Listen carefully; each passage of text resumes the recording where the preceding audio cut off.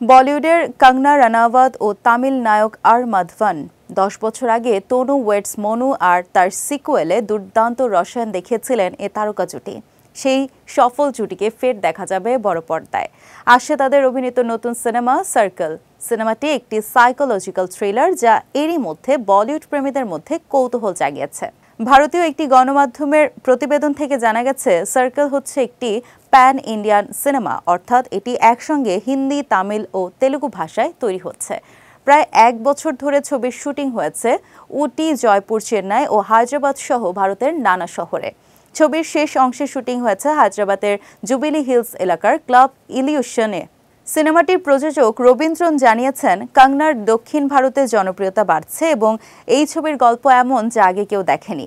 তিনি বলেন, এটা একদম নতুন ধরনের ছবি যা দর্শকদের নাড়া দেবে। ভারতীয় চলচ্চিত্র ইন্ডাস্ট্রিতে নতুন ইতিহাস গড়বে বলেও জানান তিনি। এদিকে অভিনয়ে কঙ্গনা ও মাধবন দুজনেই অত্যন্ত দক্ষ, তাই দর্শকদের প্রত্যাশাও অনেক বেশি।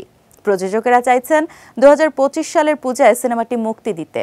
ছবিটি বছরের অন্যতম আলোচিত রিলিজ হতে পারে বলেই মনে করছেন অনেকে।